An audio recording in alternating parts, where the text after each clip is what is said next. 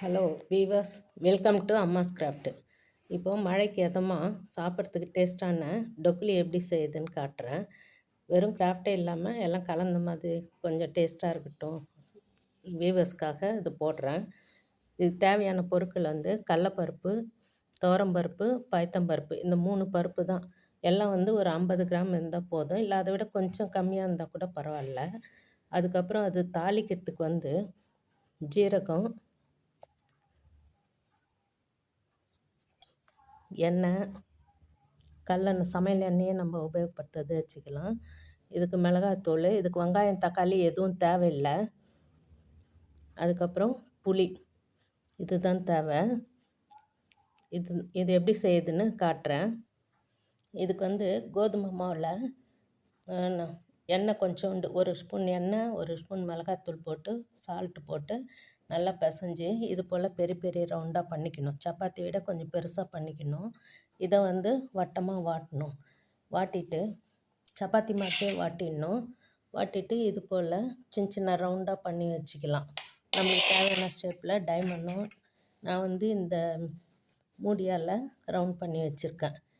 இது எப்படி செய்யணுன்னு காட்டுறேன். இது வாட்டிட்டு இதை வச்சுட்டாக்கா கோதுமாவில் மிளகாத்தூள், எண்ணெய் தான், உப்பு இதான் சேர்த்து பிசையணும். இது போல் பெரிய வட்டமாக போட்டு சப்பாத்தி மாதிரி வாட்டி ரவுண்ட் பண்ணிக்கோங்க. தாளிக்கிறது எப்படின்னு காட்டுறேன். இப்போது அந்த 3 பருப்பையும் ஒன்றா போட்டு நான் வேக வச்சு கடைஞ்சி வச்சுருக்கேன்.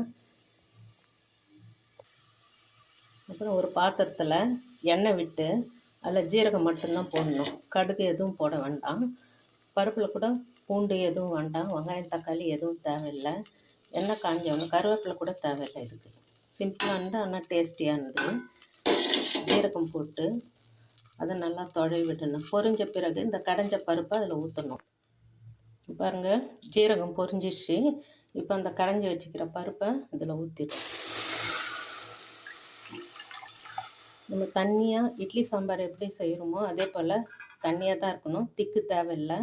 ஏன்னா அந்த மாவு நம்ம போடும்போது கொஞ்சம் திக்னஸ் அதுவே சேர்ந்து வந்துடும். சூடாக இருக்கும்போது தண்ணியாக இருக்கும். அதுக்கப்புறம் பார்த்தா அந்த சாம்பாரோடு சேர்த்து சாப்பிட டேஸ்ட்டாக இருக்கும். ஆறின பிறகு அது கெட்டியாகிடும். அதனால் தண்ணியாக இருந்தாக்கா சாம்பார் கடைசி வரைக்கும் இருக்கும். இப்போ இதில் மிளகாத்தூள் காமிச்சா இல்லைங்களா, அந்த மிளகாத்தூளும் இந்த சாம்பாருக்கு தேவையான உப்பும் இப்போ போட்டுடணும். பாருங்கள், உப்பு, இந்த சாம்பாருக்கு தேவையான உப்பு போட்டேன். குழம்புத்தூள் இருக்குது இல்லைங்களா, அதை போடணும். நம்ம ப்ளைன் தூள் போட்டால் அதுக்கு தனியாத்தூள், மஞ்சள் எல்லாம் போடணும். நான் குழம்புத்தூளே போட்டுருவேன், அதுவே நல்லா தான் இருக்குது. பாருங்கள், 1 ஸ்பூன் உங்களுக்கு காமிச்சேன் இல்லைங்களா, அது மாவில் பிசைத்து வர தனியாக 1 ஸ்பூன் போடணும். இதில் போடுறதுக்கு தனியாக 1 ஸ்பூன்னு. அப்புறம் இதில் இப்போயே நம்ம புளியை கரைச்சி ஊற்றிடலாம். புளி தண்ணி கொஞ்சோண்டு, ஒரு ஒரு சின்ன நெல்லிக்காய் அளவுக்கு புளி கரைச்சி ஊற்றினா போதும் அதுக்கு. இப்போ பாருங்கள், நான் கரைச்ச புளி தண்ணி இதில் அப்போ ஊற்றிடலாம்.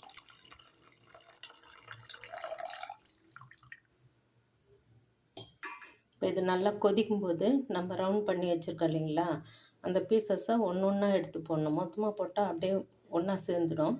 தனித்தனியாக ஒவ்வொன்றா போட்டால் ஒரு ரவுண்டு சப்பாத்தி வாட்டி எடுத்தாந்து போட்டு அது வேகட்டும்ன்ட்டு மூடி வச்சுட்டு திருப்பி போய் இன்னொரு சப்பாத்தி வாட்டி அதை ரவுண்ட் பண்ணி வரும்போது இதெல்லாம் வெந்து மேலே வந்திருக்கும். அப்போ கரண்டியில் ஒரு கலரிட்டு, போட்டோடனே கலர வேண்டாம். அந்த 2வது தரும்போது கலரிட்டு அடுத்தது போடணும். கடைசி இது போட்டுட்டு ஒரு 5 நிமிஷம் வச்சுட்டு எடுத்துட்டோம்னா எல்லாமே வெந்திருக்கும். இதில் நெய் ஊற்றி சாப்பிட்டா இன்னும் நல்லாயிருக்கும். செஞ்ச பிறகு காட்டுறேன், போடும்போது காட்டுறேன். பாருங்கள், இது போல் சப்பாத்தி மாதிரி வாட்டிடணும்.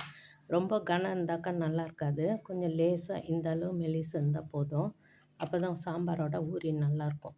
இதை இந்தமாதிரி ரவுண்டாக எதனா ஒன்று வச்சு நான் நெய்யோட மூடி வச்சு பண்ணுறேன். கட் பண்ணுற மாதிரி இருக்கணும். அது போல் இருந்தாக்கா இப்படி பண்ணிடலாம். இது அந்த தனித்தனியாக வர அந்த முக்கோணம் மாதிரி பீஸ் இருக்குது இல்லைங்களா, அதெல்லாம் சேர்த்து ஒரு ரவுண்ட் பண்ணலாம். இல்லை அப்படியே போட்டால் கூட போடலாம்.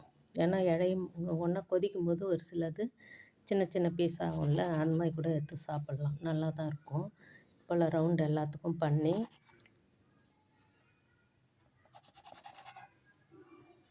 இது போல் பண்ணாக்கா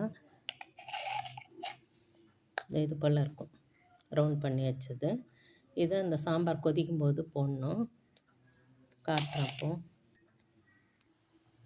இந்த பாருங்கள், இப்போ நல்லா கொதிக்குது. கொதிக்கும்போது நம்ம வாட்டி ரவுண்ட் பண்ணி வச்சுருக்கோம் இல்லைங்களா, அதெல்லாம் இது போல் ஒன்று ஒன்றா தான் போடணும்.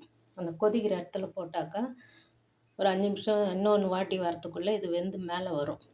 வந்த பிறகு மேலே தானாக வந்துடும். அதை அடையாளம் வச்சுட்டு நம்ம அடுத்தது செய்யலாம். எல்லாத்தையும் போடுறேன், ஒன்று ஒன்றா போடணும். பாருங்கள், இப்போ எல்லா பீசஸும் கட் பண்ணி போட்டாச்சு. இது போல் சாம்பாரும் இந்த நம்ம நறுக்கி போட்ட சப்பாத்தி துண்டுங்களும் இருக்கும். இதை அப்படியே சாம்பாரோடு விட்டு சாப்பிடணும். சூடாக சாப்பிடும்போது நல்லாயிருக்கும். ஆறிச்சுன்னா கெட்டியாகிடும். சாம்பாரும் அதுவும் ஒன்றா சேர்ந்த மாதிரி இருக்கும். இதெல்லாம் அப்படியே நெய் விட்டு சாப்பிடலாம். நெய் பிடிக்காதவங்க அப்படியே கூட சாப்பிட்லாம். ஓகே வீவர்ஸ், இந்த வீடியோ பிடிச்சிருந்தா லைக் பண்ணுங்கள், ஷேர் பண்ணுங்கள், சப்ஸ்கிரைப் பண்ணுங்கள். தேங்க்ஸ் ஃபார் வாட்சிங்.